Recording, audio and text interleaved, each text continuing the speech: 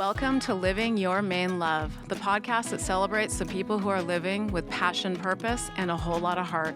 Each month, we'll sit down with people who are following what lights them up in Maine and beyond. Today I have Gabe Hoffman-Johnson. The hyphenate. I was going to ask it's you a the mouthful. hyphen. It's a mouthful. Gabe Hoffman-Johnson, who is here with the Hearts of Pine. And welcome. We love our relationship with you and the team. Yeah, thanks for having me. And, I always tell the story that when we first met with your team, I didn't even have water in a can.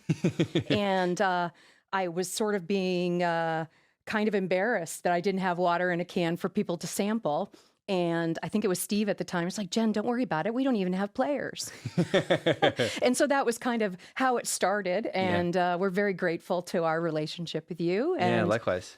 Would love to hear from you what, the motivation to bring a team here to Portland. I know you tell the story all the time, but I think from a sponsor's perspective, it'd be interesting and for our listeners. Yeah, no, absolutely. I think it's been such a long ride, right? And to sort of be here after season one, but I know you can take a breath, maybe a little. Yeah, and say, okay, we did one. A little bit. We did 1 year, and you had a great year. We had a great year. We made a semifinal. But yeah, I mean, if I could go back to our real sort of motivations and my real motivations, it's easier to almost even back up a little further and talk about my upbringing, right? So my father was a collegiate soccer coach and athletic director. And I was raised, on soccer fields and around the game since before I could walk. And my mother is the international peace builder. So her foundation predominantly is reconciliation and conflict resolution work. Amazing. In Sierra Leone. So I was sort of raised by this like soccer and social impact. And I love the game. I played the game. I'm a fan of the game. But I think my favorite parts about soccer are the pieces that almost don't have to do with soccer, right? Just like how it can be a medium, a catalyst, a conduit for so much else. And, from my perspective, to bring a club to Maine, to bring a club to Portland is, in my view, just this sort of investment in the future vitality of this place that we love, from an economic, community, cultural perspective. And our real goal is to use this club, our platform, to contribute towards building a better Maine. Well, I think you're leading the way, Gabe. I mean, it's amazing in one season to see the energy that surrounds the team. Yeah. And, we have tickets, of course. Now all my distributors want to go to your games. Yeah, it's a right? tough ticket to get, yeah. It is a tough ticket to get. So we're super thrilled with our seats, but everyone wants your ticket. And is that something you worry about, that you're at a 98% ticket? Yeah. I know in one way it's fantastic, right? Who doesn't want to sell 98% of repeat purchase? Yeah. But that only leaves you 2% for new butts and seats, so to speak. Right. Yeah. So that 98 sort of renewal percentage for our season ticket holders. Correct. Which is a phenomenal rate. It's outrageous. And I think it's actually one of the things that keeps me up at night the most, right? On the one hand, it's a phenomenal problem to have, right? Drowning in the demand, but I think at the same time, we went live with our single game tickets recently, and they're gone within minutes, and there's 5,000 people trying to get them, and and we're working on things to try to get more people into the game. We have our community ticketing program, that allows sort of access for people who otherwise wouldn't be able to, but there's still so many people who want to come to these games, and our wait list for season tickets is 6,800 people long. Wow. So that's almost the same amount that fit. It's more. It's more than the capacity of the facility, which is remarkable. And I think, we're sort of at this point now where, yes, trying to solve for, how to get more first-time people into the stadium, how to add. We've added some seats. We have more games this year. So, on the whole, thousands of more people will be able to come to these games, but it's still difficult. And I think, it's forced us to think about, what that evolution is, and maybe a little bit sooner than we would have thought in terms of. It's almost a forced grow up, right? You probably are being pushed a little to think bigger, faster than you might have thought you would. Absolutely. And I think that's the agility founders have to. I have lots of things that keep me up at night too, Gabe, and mostly to do with selling more water. And why am I not selling water in January, February, and March? Right? And then I have to remind myself, I'm in Maine. It's, and as the distributor in Boston said, Jen, there are icicle tumbleweeds on the Cape. You want me to sell water now? Yeah. Yes, actually, I do. But, trying to get in position for the summer. But, seasonality is real for sure. Totally. Yeah. And it's been fun for us sort of coming off of just from the seasonality perspective, our first off season, right? And now sort of coming into season 2 and what are the things that we can do differently? What are the things that we can improve upon? We open up the season, this weekend, right? So it's sort of like all of a sudden it's here again. And really excited for, the second go round, and continue to grow what we have here. And I think too, so much of that first season is read and react. We're a startup and still are to some extent. Well, it's a little extra operational burden. We work with other teams, and, the put up and the takedown that you have at Fitzy is an art unto itself. Totally. Right? It's a beast of burden and an art all at the same time. Yeah. We're one of the biggest AAA sports cities. Yeah. I use the word city lightly. Yeah. How do you foresee, getting a pitch that's sort of a permanent position? Yeah, I mean, or not. Yeah, well, I think those are the kinds of things we're looking at, right? And I think, Portland was named, I think Sports Business Journal named us the best minor league sports market in the country, which is phenomenal. And there's this, uniqueness about who we are, Portlanders and Mainers, that has this sort of like outsized passion for things that are our own. And, we're all New England sports fans, but also want to support local. And so it's really fun to be a part of that and contribute to sort of that fandom. And I think we've sort of tapped into this, new community, right? There's this sort of like growing tailwinds behind soccer fans in this country, and that cultural relevance of that real sort of engagement from, millennials are the first generation of Americans. We're over 50% of us, I'm a millennial, consider ourselves soccer fans. And as you get younger, it only gets higher. So that I always growth consider soccer the entry point for all team sports. Yeah, exactly. When my kids were 3 or 4, they're playing bumblebee soccer. Wherever the ball is, they're all like doing it, right? Right. So, and now as they're older, they have greater appreciation for watching soccer, right? Totally. They're more likely to watch it. Totally. So. And the analogy I use, and we'll get back to your question too, but I think the analogy I use, my father, when he was growing up outside of Boston, 70s, right? Like youth soccer didn't really exist, right? He couldn't play. He got to high school. Hockey. There was no women's soccer in Windham, Maine. Yeah. And it wasn't until he got to high school he could play it. Now he's raised his kids, and from a consumer fandom perspective, when I was growing up, I wasn't watching soccer on the weekends. It wasn't available, and now it is. And now you see, when you travel and you're in airports, you're seeing soccer jerseys. So that growth of sort of new fans is changing quickly. And we're seeing that here. And I think part of what has led to our success too is it's not just soccer fans, right? We've been able to position ourselves, and similar to you, we're representing Maine, right? And how do you present this and build this in a way that's going to attract people who, maybe I just love the place, right? Maybe it is the provenance of place, position, nostalgia. It has to be. And I also describe Maine as a little bit of the Wayback Machine. It feels like 1985 sometimes, but that's also the joy. There's beauty in that too, though, there's right? There's also the joy. Yeah, I think Maine's always 5 to 10 years behind on things, and there's this little unsophistication, which sometimes is a challenge, but sometimes is really good. And there's I think especially in sort of the modern times, there's this escape from modernity a little bit that people are yearning for, and Maine can provide that. A lot of my friends from Austin come in the summer to escape the heat and to sort of immerse themselves in outdoors in nature. Yeah. You can be downtown in a city that can serve national, international quality business, and then within 30 minutes, 45 minutes, you're on the lake, you're in the river, you're on the ocean, right? And sort of that that lifestyle that I think we all need. And that's actually, one of our tenets of the brand is sort of active relaxing. Right? Yeah, we try love that. We do support obviously fandom, right? Water drives community since the origin of time, right? Yeah, Towns get built around wells, lions lay down their claws, all that sort of stuff. And I think we also really work well in stadium environments from a recyclability perspective. And that's, whether you call it sustainability, recyclability, the ability to manage your trash, right, is incredible. Yeah. And it's hard. Right. It's hard. Right. So by making it in aluminum, we hope that it makes it slightly easier. Yeah. And also you don't have to have glass or other and single-use plastic, of course. Right. No, absolutely. I mean, and those are the things that I think we love, right? As we think about ways to improve the stadium and what our footprint is and all those pieces, it's an important piece to who we are, and even outside of the stadium too. I think the ways in which that sort of values-based, purpose-driven pieces can be a part of our decision making. and the way that we approach things, I think is critical. So that when people, think about us, it's the soccer's great, the community's great, the environment's great, but also, look at the work they're doing, in East End Community School that's focused on social emotional skill development. I love your players soccer. in the wild and, the activations you have done that I have participated in. Yeah. It's really beautiful to see players interact, especially with kids, obviously. Right. And, I know you're starting a foundation. Yep.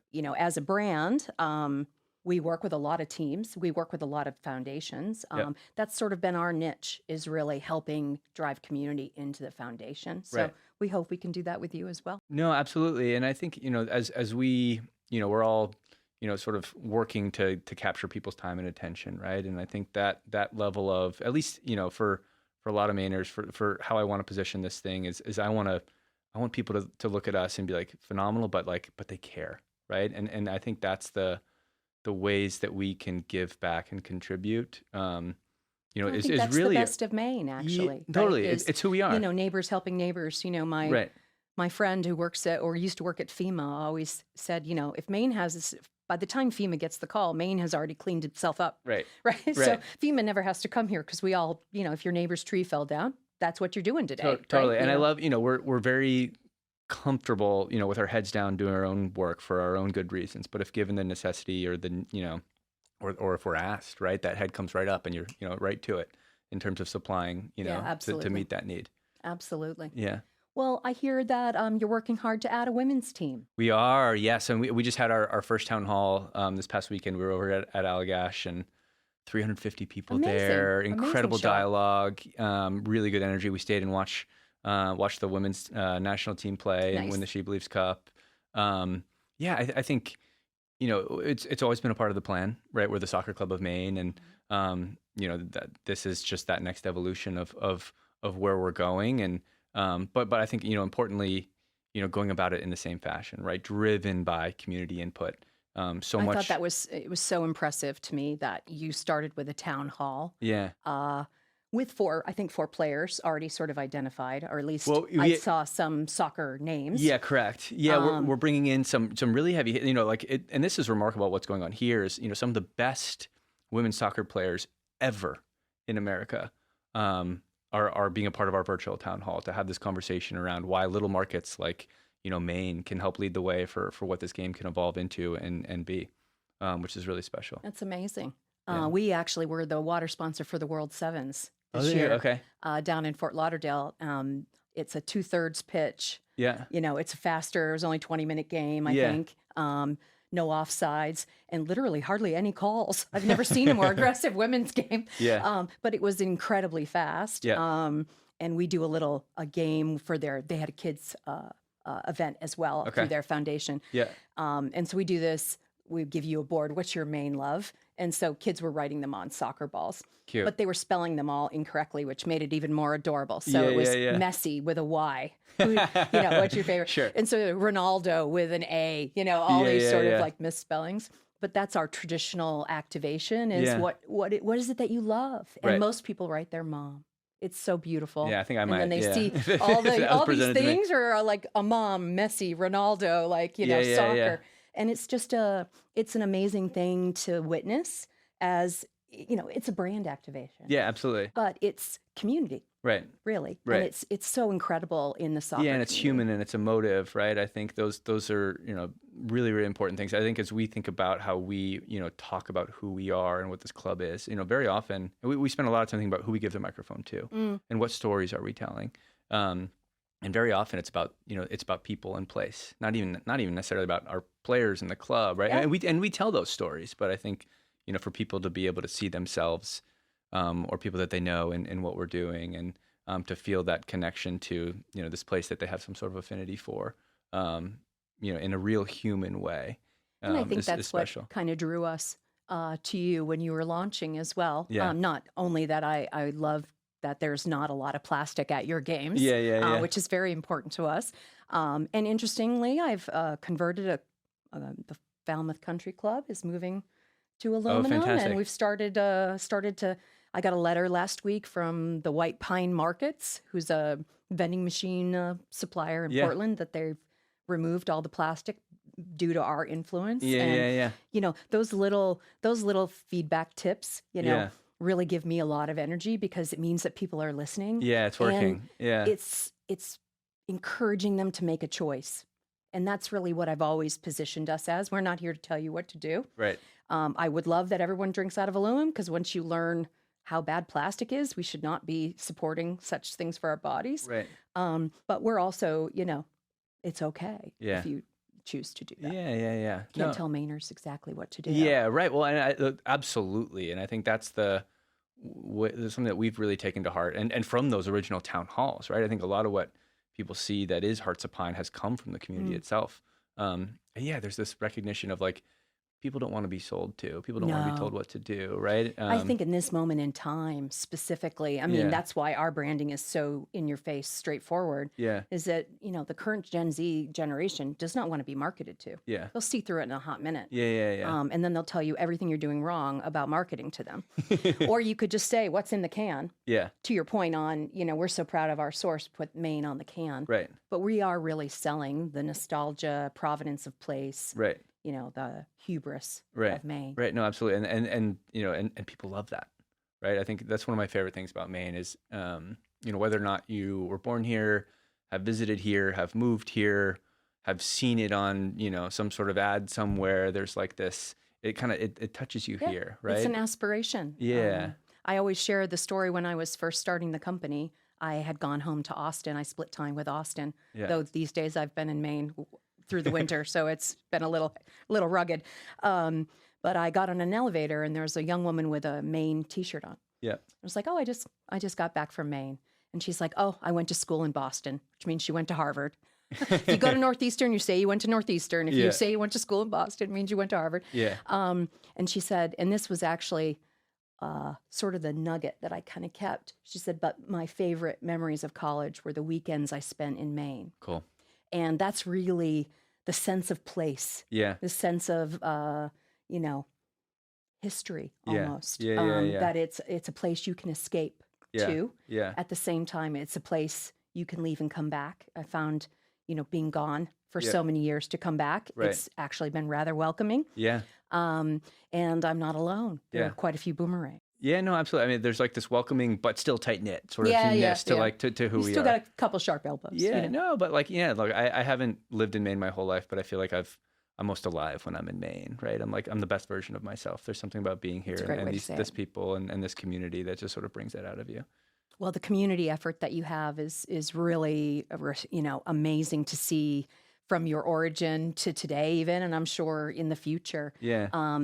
Maybe share a little bit with, you know, you're doing some schools, you're doing some other outside of, you know, I would say traditional soccer. Yeah. How do you see that involvement, you know, playing out? Yeah, I mean, I think it's critical. I mean, we there's sort of a, you know, using this game for good, right? Sort of as I mentioned, and this like recognition of how it speaks to young people in really, really special ways, and seeing, you know, knowing that if used as a conduit, it can help young kids achieve better life outcomes. Sure. And so we spend our resources, you know, helping facilitate that, and in after school, you know, impact programming, where soccer is sort of what captures their attention, and then the enrichment is sort of placed along the way, and that's growing. But to your point about, you know, building community, I mean, I think that's, if you could really distill down what this club is, what we're doing here is building community. We just happen to be doing it through soccer. You know, we talk a lot about third spaces and these sort of you know, spaces for human connection that don't really exist anymore, or at least they're you know, they're shrinking. I was going to say definitely shrinking. Yeah, but I think it's actually one of the reasons why we have sort of a loneliness epidemic. Yeah, absolutely, and I think soccer can be a powerful way to combat that. And whether it's, you know, in the schools or in the stadium, or, you know, we're hosting an event in New York City, you know, on Friday night, sort of before the game, and just nice. to bring people together, you know, and to celebrate grassroots soccer and everything that it can be, and celebrate Maine. We just happen to be in Manhattan while we're doing it. That's right. That's right. That's the way we look at, you know, the recognition down the 95 corridor is so strong for Maine. Yeah. I often get asked, why don't you want, global domination of water? Yeah. I don't think that water brand should be national, actually. If you actually get under the hood a little bit, we're moving a lot of water towards, west to east. Yeah. I'm not sure that's our best use of a precious resource. Yeah. So really focused for us on the 95 corridor. Yep. And then you also play a bunch of those teams Yeah. down the 95 Yeah. corridor. So I think we can have some fun on sort of a snowbird route. Yeah, no, absolutely. I mean, that's it's fun to see the league grow. Right? We're entering the second season where there's 4 new teams this year, and a lot of them sort of are in that sort of Atlantic coast and down into Florida.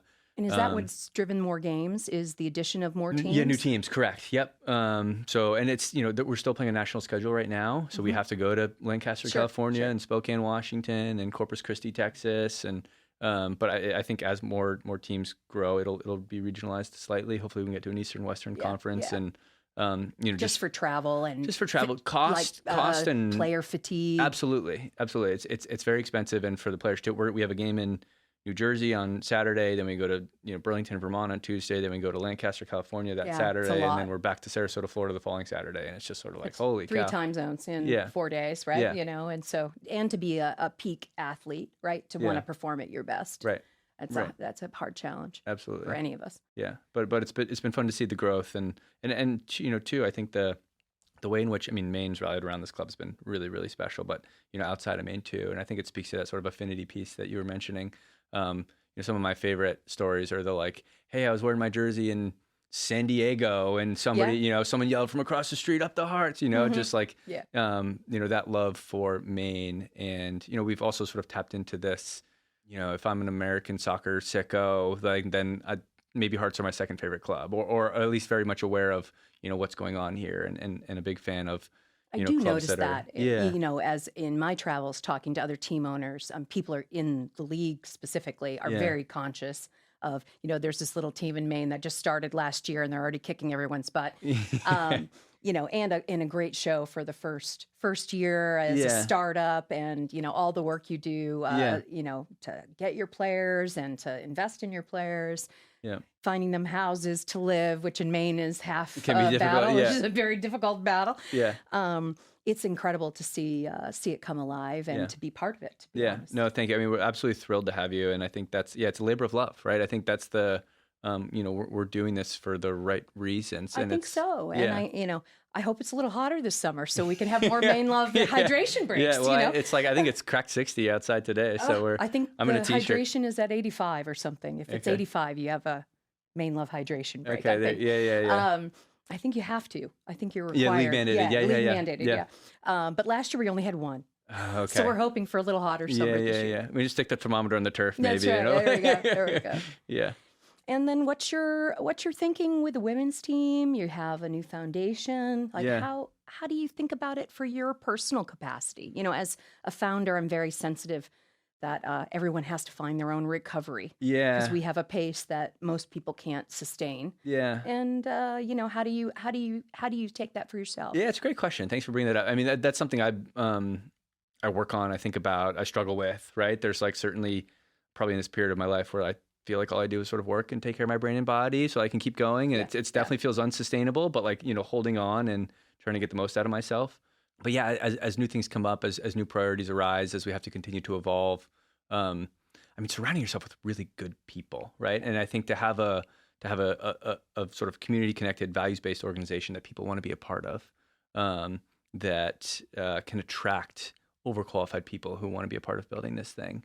That's been my experience. Yeah. Had the number one salesperson for a very large water brand call me in December and said, Jen, I'm either going to come to work for you or I'm going to go to work for Chobani. Yeah. And that's validating, right? Yogurt or water? Wow. It's very validating. And then, a similar reach out from someone in Florida. And really, when you ask why, they're tired of working for soulless brands. And that's a direct quote. I'm tired of working for a soulless brand. Yeah. And I think that says a lot about being a values position brand. Totally. That people want to work for companies that are doing great things in the world. Yeah, there's sort of like a disillusionment with that, with anybody who's not doing that, right? Agreed. Yeah. And then, how I also try to surround myself with people smarter than myself. Yeah, I don't yeah, know yeah. everything about water. I didn't actually know much about water when I started it. Yeah. So how do you find a chemist? How do you have a point of view or an opinion? Yeah. And then working in the brewing community has been really enlightening. Yeah. I don't think I could build this product in another state because the collaboration that was really needed to even get my product off the line. Right. I walked into a brewery one day, there's 3 chemists from 3 different brewers working together to figure out my nitrogen dosing for my flat water drinking water can. That's such a Maine story. It's such a Maine story. And they're Yeah. like, oh, well, Jerry called me and I came over and then I called Bob and Bob came over and here we are, Yeah. And I say that with such love Right. because I don't think that collaboration in the same industry exists in other places. Right. No, so certainly not. And I mean, that industry specifically, I think, I'm not super close to it, but I have some friends in the industry, and there's this like really cool sort of competitive friendship, Yeah, right? Like yeah. this thing broke. Hey, do you have this? You still want a rising tide. You want everyone to win. Absolutely. Absolutely. And I think I think Mainers sort of feel that way about anything, is that rising tides piece. And certainly, we've loved being a part of that. And finding ways to have conversations with, whether it's a partner or some organization or whatever, like, hey, what can we do? What can we do to help? Yeah. And I think that's sort of what we're all here trying to do. Well, I'm also doing the Yarmouth Little League this summer Cool. as the press box sponsor. Cool. So we're going to do a little opening day ceremony with Sluggo the Sea Dog. Yeah, And, I love that. So we try to do. We're also sponsoring 2 junior golfers, amateur Okay. golfers. Yeah. We're sponsoring a women's golf league called the Sapphire Tour for women of color. Wow. Okay. And so, kind of all driven off everywhere we go, I always get asked, "Are you all from Maine?" And the more I was like, "Yes."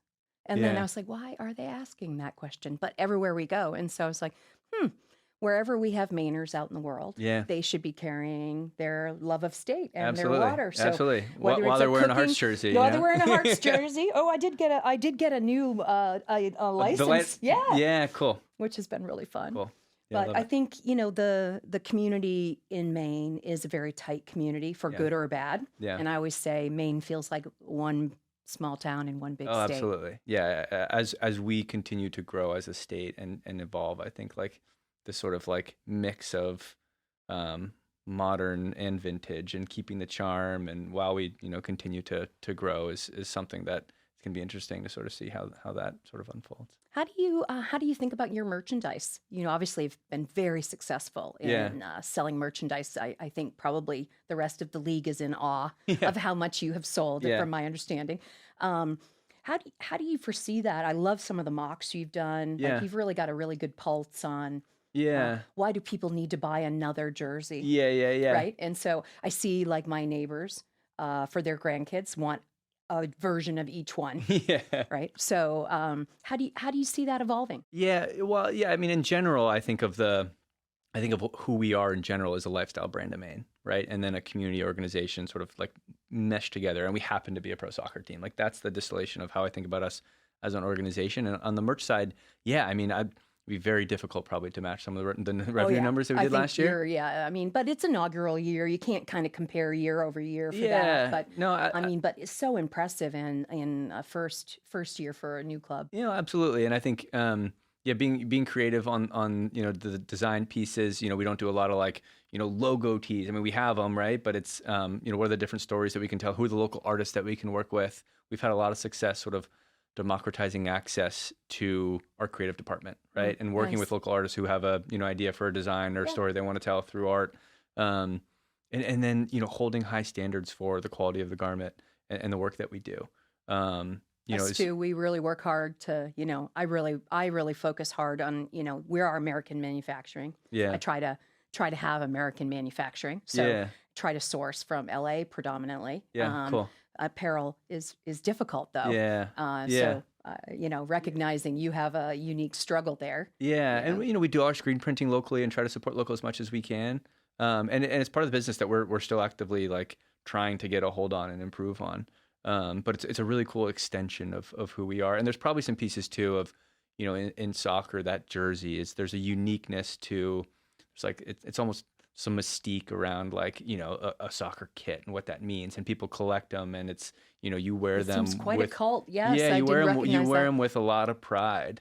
And so, you know, continue to get those right is going to be really, really important. Well, we love our billboard placement in the stadium, Yeah. right in front of the rowdy Yeah, section. yeah, yeah. And we love the cannons and the fandom Yeah, and just like the outrageous expression of love. yeah, I expect that to only get better as Yeah. you get Dear Go Union kind of up. It looks like that's another community arm Yeah. that you Yeah, know, well, it can was really so- drive. absolutely. And I think, you know, Connections. the one piece that, you know, like they are completely independent from who we are, right?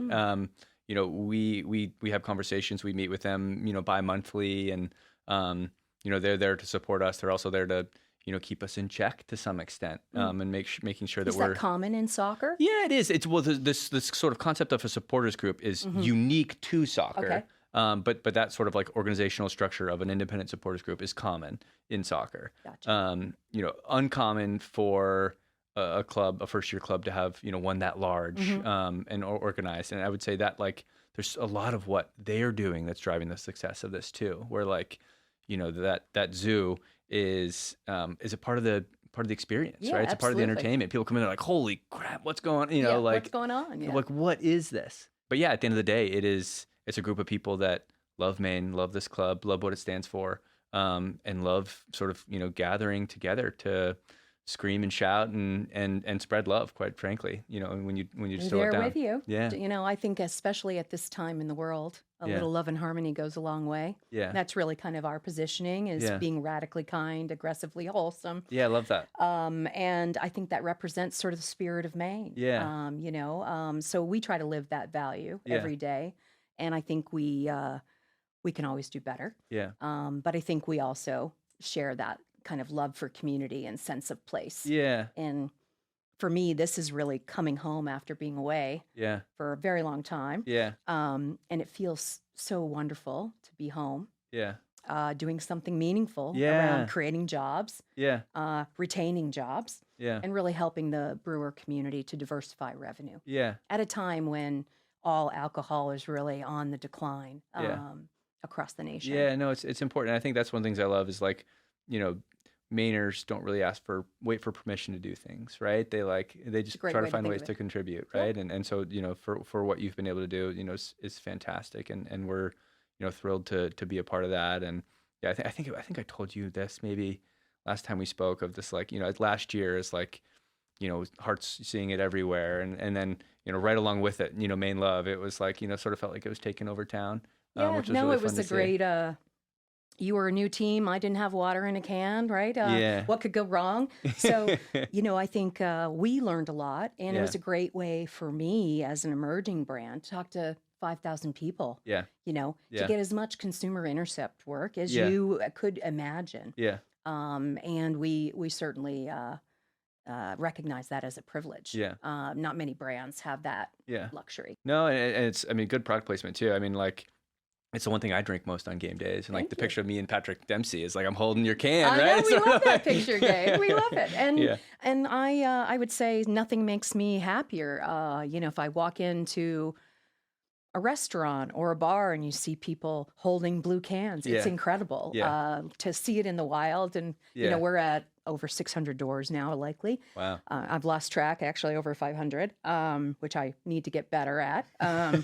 But opening new states is very, you know, happens very aggressively. So Yeah. keeping that store count's difficult. Yeah. But really, as we move into Massachusetts, it is for the love of Maine. Yeah. No, and I think this is the kind of place that I think, and the sort of the community that we have here, and sort of spreading the love is definitely something we need a lot more of in the world. So Absolutely, Yeah. especially today. yeah. Well, thank you, Gabe. Yeah, that's fun. Really love having you. Yeah, yeah, Thank yeah. you so much.